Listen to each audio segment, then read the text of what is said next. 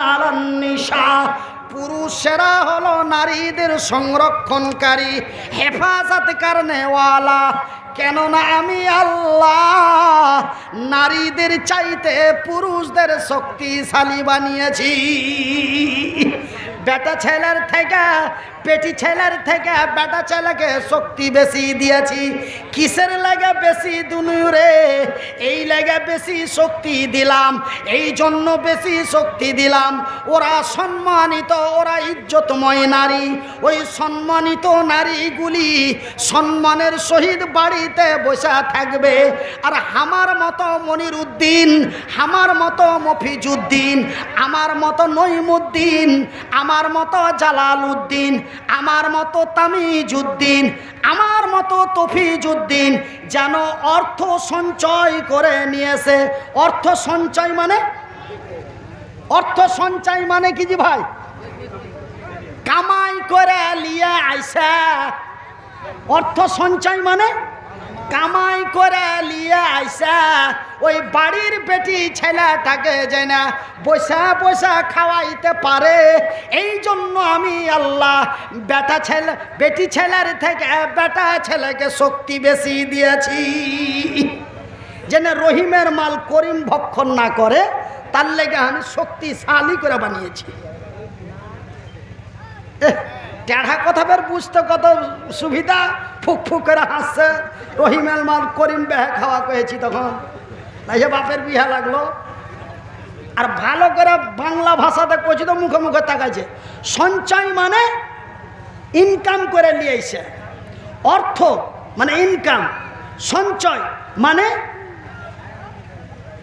কামাই করে লিয়াইসা খাওয়াইতে পারে ওই সম্মানিত ইজ্জতময় নারীগুলিকে বসে বসে। শুধু তাই নয় আমার ভাইয়ের, আমার বন্ধুরা, তবে ভাই গো আমার আল্লাহ কত ইজ্জত দিয়েছেন দেখেন। হাত দুটা নাই, পা দুটা নাই, ঠ্যাং দুখান নাই, হাতও নাই, পাও নাই। এই ছোঁড়া ঘাড়ে করে লিয়ে এলো, আইনু লিয়ে যাইতে যেতে পারবো না, তো এখানে লক করে বসে থাকতে হবে। হাসি লাগছে, কিন্তু আল্লাহ সম্মান কত দিয়ে। শক্তি যদিও কম হয় তবে আল্লাহ সম্মান কত দিয়েছে দেখলেন। যে কি আপনার গে বিহারের লোক, বাঙালের লোক না হলো দু তিনজনা যা মোটর সাইকেল করে আজ্ঞালি আসে, কিন্তু এই ছোট মুলবিটাই যখন অন্য কোনো জায়গাতে যায়, বাংলাদেশে যায় বা শিলচর যায় বা গুয়াহাটি যায় বা কোনো জায়গায় যায়, ওইগুলাতে যেগুলা যে রাজ্যগুলাতে দূরবর্তী রাজ্য, প্লেন ছাড়া জাহাজ ছাড়া যাওয়া যায় না, ওগুলাতে যখন যায় তখন বুঝতে পারলেন আগা দিকে মোটামুটি ৫-৭টা পুলিশ থাকে গাড়িতে, খালি ফোঁফা ফোঁফা ফোঁফা করে গাড়িতে বাজায়। আর আমাকে 4 চাকাতে করে নিয়ে যায়। আর মোটর সাইকেল খানি 12-14 খান মোটর সাইকেল, কত ইতুটুকা মানুষ খা বলে আইটে যাবে, কত গলা সুরক্ষা বাহিনী। কিসের লেগে? লোকটা শক্তিশালী, সবকে মেরে ফেলে দিবে, ওই ওকে কাবু করার লেগে এত লোক না। লোকটা যদিও এরকম হয় তবু আল্লাহ তাকে সম্মান দিয়েছে। আমরা তাকে সম্মান করে ইজ্জত করে হারকে বাড়ি পর্যন্ত নিয়ে যাব।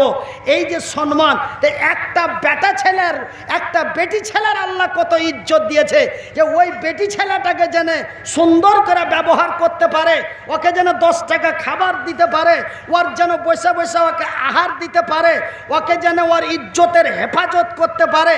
তার লেগে একটা পুরুষকে আল্লাহ শক্তিশালী করে বানিয়েছে।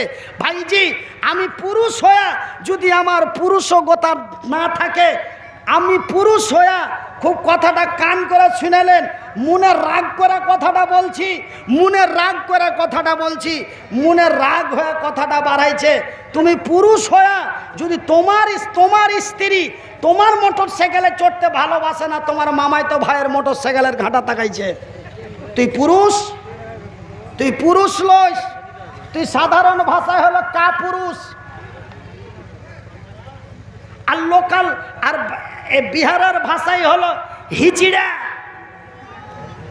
আর আমার গে বাঙালের কিছু ভাষাই বলে ভাড়ুয়া। আর আল্লাহ তার রসুলের ভাষায় বলে লা মুরাদ।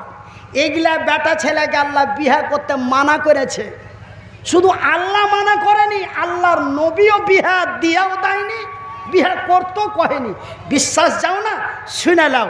এই যে দেখছেন আর ভাগনাটাকে, এরকম একটা চাংড়া চলে গেছে আল্লাহ নবীর কাছে, ইয়া রাসূলুল্লাহ ইয়া হাবিবাল্লাহ, ইয়া রাসূলুল্লাহ ইয়া হাবিবাল্লাহ, ওগো আল্লাহর নবী, ওগো দয়ার নবী, ওগো বিশ্বের নবী, হুজুর গো আমার বয়সটা 17-18 হয়ে গেছে, আমি নওজোয়ান হয়ে গেছি, আমি যুবক হয়ে গেছি, আমার যৌবন এসে গেছে। নবী গো আমার রাসূল দয়ার নবী বলেছেন, একজন তরুণ একজন তরুণী যখন তার পূর্ণ বয়স হয়ে যাবে, যখন তার যৌবন এসে যাবে, রে যুবকের বাপ, রে নওজোয়ানের বাপ, রে নওজোয়ান তাড়াতাড়ি বিয়া কর, রে নওজোয়ানের বাপ তাড়াতাড়ি বিয়া দে। নবী গো আমি নওজোয়ান হয়ে গেছি, আমার যৌবন এসে গেছে, ইয়া রাসূলুল্লাহ ইয়া হাবিবাল্লাহ, ওগো আল্লাহর নবী, ওগো দয়ার নবী, আমার বিয়েটা দিয়ে দাও হোক, আমি আল্লাহর সৈনিক নবীর সাহাবী, আমার রাসূলের দরবারে এসেছি আমার বিয়েটা দিয়ে দেওয়ার জন্য। আল্লাহর নবী দয়ার নবী বিশ্বের নবী উত্তরের জবাব দিয়ে বললেন, সওয়ালের জবাব দিয়ে বললেন, নওজোয়ানেরা একজন নারীকে বিয়ে করতে গেলে, একটা মেয়ে বেটি ছেলেকে নেকা করতে গেলে, একজন মেয়ে ছেলেকে বিয়ে করতে গেলে তার কিছু দায়িত্ব আছে, কিছু কর্তব্য আছে, তুই কি সেইগুলো পারবি? একটা একটা করে আল্লাহর নবী তার সামনে বললেন। ওই নওজোয়ান তরুণ যুবক কিছু পারবো কহিলে, কিছু পারবো না কহিলে, আল্লাহর নবী দয়ার নবী বিশ্বের নবী বললেন, যুবক রে আমি নবী তোর বিয়ে দিতে পারলাম না। ও কয়ে কিছু পারবো কিছু পারবো না। তখন আল্লাহর নবী ওকে উত্তর দিয়ে যে তোর বিয়ে দিতে আমি পারবো না, শুধু তোর বিয়ে দিতে পারবো না লয়, তোকে বিয়ে যা যে আমি তোর পারবো না, তুই পারলে করে লেগা। করারও অর্ডার দিলেন না, দিয়েও দিলে না, আর করার অর্ডারও দিলে না। কেন? যে ওর ভিতরে খান্তি আছে। কেন? একজন নারীর বড় ইজ্জত আছে, একজন নারীর বড় সম্মান আছে। ওর সম্মানের ইজ্জতের হেফাজত যদি করতে না পারিস, তোর মোটর সাইকেলে চড়তে ভাল লাগে না, তোর খালাই তো ভাইয়ের মোটর সাইকেল ছাড়া ও কিছু বুঝে না, নামে তোর থাকে কামে ওর হয়। ওই পুরুষ তুই যদি হস, তোর লেগে বিয়ে জায়েজ নয়, তোর জন্য বিয়ে করার নিষেধ আছে। কেন? তোর পুরুষগত ক্ষমতা নাই। এই ধরনের পুরুষকে আল্লাহও বিয়ে করতে নিষেধ করেছে, আল্লাহর নবীও বিয়ে করতে নিষেধ করেছে। তার প্রমাণটা লিয়ালেন, আল্লাহর নবী তার বিয়ে দিয়ে দিলে না, নবী তাকে বিয়ে করতেও অর্ডার দিলে না। আল্লাহর নবী যখন এই কথা বলে দিলে, তখন ওই ছোড়া কষা কাজ করে উল্টা পিঠ দিয়ে হাঁটা যেতে লাগলো।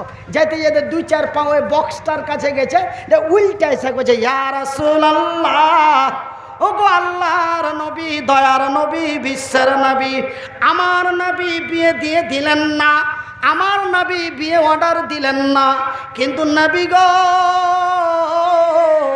রাত্রিবেলায় যে আমার ঘুম আসে না, বিছানে শুইতে যে নিন আসে না, খালি ওপর দিকে থাকিয়া থাকছি, আর রাত যাচ্ছে না বছর যাচ্ছে কিছু বোঝা যায় না, নিন আসে না, যে তারা গুনছি, নিন আসে না তারা গুনছি, একটু কোনো রকম চোখ বুনছে তো সেন্টার ভানির কাছে চলে যাচ্ছে। কি করব? আল্লাহর নবীকে এই কথাটা বলছে, কি করব? রাইতে যে ঘুম হয় না। আল্লাহর নবী দয়ার নবী বিশ্বের নবী বললেন, যুবক রে, নওজোয়ান, রাত্রিবেলায় যদি তোর ঘুম না হয়, তোকে যদি ঘুম না আসে, তোর যৌবন যদি জ্বালা দেয়, তোর যৌবন যদি হুড়া দেয়, তবে আমি রাসূল বলছি, তুই প্রতি মাসে 3টা 4টা 5টা করে রোজা কর। তুই যদি রোজা রাখিস, তবে আল্লাহর ধ্যান তসবিহ তোর মস্তিষ্কে থাকবে। তোর রাতের বেলায় রুবেল সেন্টুর ভানির কাছে যাবি না, তোর সেক্স অটোমেটিক ডাউন হয়ে যাবে। তুই আল্লাহ তার রাসূলের দিকে তোর ধ্যান হয়ে যাবে। আমার রাসূল দয়ার নবী বিশ্বের নবী রোজা রাখার অর্ডার দিলেন, তবুও বিয়ে করার অর্ডার দিলেন না। রোজা করার অর্ডার দিলে, কিন্তু বিয়া করার অর্ডার দিলে না। কেন? যে একটা সম্মানিত নারী, একটা ইজ্জতময় নারীকে নিয়ে এসে যদি তুই তার ইজ্জত দিতে না পারিস, যদি তাকে দিনের খাবার দিতে না পারিস, যদি তাকে তুই রাতের খাবার দিতে না পারিস, যদি ওই রঙ্গ করে হাইটা যায় আর সেখানে যদি তুই ক্যাপচার করতে না পারিস, তবে তুই বিয়ে করিস না। जो हजरात खाना खाने के कार्यक्रम है, होटल अभी भी खुला हुआ है, कुछ ही देर में बंद होने वाला है और टिकट का जो पैसा 100 रुपये था उससे घटाकर 80 रुपये कर दिया गया है। आप हजरात जाकर खाना खा लें। মাশাআল্লাহ, বিশাল অফার। একের মাল 80-তে চলে এসছে, খালি এগুলা দিয়ে না। কোন গালা আছে এগুলা না, পা দিয়া টানা গেলা। তার মানে এইদিকে মোটামুটি 2010 সালে না 11 সালে একটা জালসা করতেছিল আরারিয়ার দিকে, জালালগড়ের সাইডে। তো তখন কিন্তু এই এলাকাতে আমি নতুন এসেছি, আর আরও দুটা নাম করা বক্তা নিয়ে এসছে। আর আমি তখন দেখার দিক দিয়ে নাম করা, তখন আমি ওয়াচ করতে ওরকম পারতুম না। মানুষ मोटरसाइकिल स्प्लेंडर प्लस जिसका नंबर है 7319 गुम हो गई है, किसी के गली में या घर के सामने रखी हुई थी, गुम हो चुकी है। जैसा जिसको भी जानकारी मिले इसकी इत्तला दे दें। তো 2010 সালে না 11 সালে নিয়ে এসেছিল, তখন আমি এই এলাকাতে সর্বপ্রথম, তখন আমি ওয়াজ করতে জানতুম না, তাকরির করতে জানতুম না। মানে 15-20 মিনিট হতো আর লোক উঠা পেঠা পালিয়ে যেত, ওয়াজ তখন শুনতো না। কে? আচ্ছা, আপনার নাম কি বাপু? মাইনুল হক, 500 টাকা। আর এক বাপ মার লেগে আর এক বেচারা দিয়েছে 50 টাকা। মাশাআল্লাহ, আলহামদুলিল্লাহ, জাযাকাল্লাহ খাইর। তো ভাইজান, আমার আব্বা জানারা তো কইছে মুলবি সাহেব 11টা ভুঁইস জবাই করেছিল, একটাও নাই, সব বাদিয়া চাইটা মুছে খেয়ে নিয়েছে। যত দোকান বসেছিল দোকানে সব মানে খালি ডাব্বা ডুবি লেগেছে, মাল কিছু ঘুরে যায়নি, এত লোক হয়েছিল ওই জালসাটাতে। মানে আমিও তখন বক্তা হিসাবে নতুন, আর আরও কুণ্ডে থেকে দুটা নতুন বক্তা নিয়ে এসেছিল ওই আরারিয়া ফারবিসগঞ্জের সাইডে। হ্যাঁ, যে মানে কি জায়গাটার নাম ছিল, চুন্নি ঘাট না কি বলে নাম ছিল। হ্যাঁ, কৈদল কাটিয়ে দেওয়ার পর মনে আছে, মেলা দিন হয়ে গেল, 2009 সালে 10 সালে কথা বলছি, মোটামুটি 14 বছর আগে। তো 11টা ভুঁস শেষ করে দিয়েছিল, এত মানুষ এসেছিল। ওই লাগে বলছি, পা দিয়ে ছিঁড়া গেল না হাত দিয়ে ছিঁড়া গেল। তো ভাইয়ের আমার, বন্ধুরা আমার, আব্বা জানের আমার, তো বিশাল অফার। 100 টাকার মাল 80 টাকায় চলে এসছে। আপনারা যদি এখনও কেউ রাত, বড় রাত 2টা-2.5টা বাজছে, যদি একটু কোঁ করে তো যা পো করে খাইলেন। 20 টাকা করে কমিয়ে দিয়েছে। দয়াল দয়ার সাগর নবীজিকে বদমাশেরা চিনিল না, বিনা দোষে নিষ্ঠুরেরা, বিনা দোষে নিষ্ঠুরেরা দিলে তুই যন্ত্রণা। শত শত কাফের ছিল, শত শত কাফের ছিল, আমার নবীজি ছিলেন একই জনা। সবাই মিলে মারে পাথর, সবাই মিলে মারে পাথর, কেউ তো নিষেধ করল না। কত পাথর মারে সেই দিন, কত পাথর মারে সেই দিন, দয়ার নবীর বদনে একটু জায়গা বাঁচছিল না, একটু জায়গা বাঁচছিল না, পাথরের ওই আঘাতে দয়ার সাগর নবীজিকে বদমাসেরা চিনিল না বিনা দোষে নিষ্ঠুরেরা দিলে কতই যন্ত্রণা। আমার ভাইরা, আমার বন্ধুরা, তবে আমার আল্লাহ তার রাসূল নারীদের কি সম্মান ইজ্জত দিলেন। যদি একজন পুরুষের পুরুষগতা ক্ষমতা না থাকে, তবে ওই নারীটার যেন বেজ্জতি না হয়, ওই নারীটার যেন অসম্মানী না হয়। ওই লাগে আমার আল্লাহ ওই সব পুরুষকে বিয়ে করতে নিষেধ করলেন, আমার নবীও নিষেধ করলেন। ভাইজি, যারা স্ত্রীকে ঠাটিয়া বেড়িয়া গুতিয়া মারো, একটু কান খুলা শুনে লাও। একজন নারীর কি ইজ্জত, একজন নারীর কি সম্মান। ভাইজি, আমার বা আপনার ঘরে যদি দুটা বা তিনটা বেটি হয়ে যায়, তবে মাথা ভারী হয়ে যায়, মাথা খসা যায়। লজ্জাতে বাড়ি আসি না, মাইয়াটাকে নানান ভাষায় কথা বলি। কিন্তু রে আমার ভাইরা, একজন নারীর কি সম্মান, একজন নারীর কি ইজ্জত। ভাইজি, হাত দুটা নাই, পা দুটা নাই, বড় কষ্ট করে লেখাপড়া করেছি। 1 বছর লয় রে, 2 বছর লয় জি, 14 বছর লেখাপড়া করে আছি, কিন্তু কোনোদিন কোনো আলেমের মুখে শুনিনি, কোনো জালেমের মুখে শুনিনি, কোনো বক্তার মুখে শুনিনি, কোনো তক্তার মুখে শুনিনি, কোনো রাষ্ট্রপতি প্রধানমন্ত্রী বলেনি। ভাইজান, কোরআন এবং কোরআনের তাফসিরের মধ্যেও পাইনি। বুলবুল মারাম থেকে নিয়ে বুখারী শরীফ পর্যন্ত যতদিন লেখাপড়া করেছি, কোনো রেওয়ায়াতে পাইনি যে আল্লাহর নবী, দয়ার নবী, বিশ্বের নবী এমন কথা বলেছেন।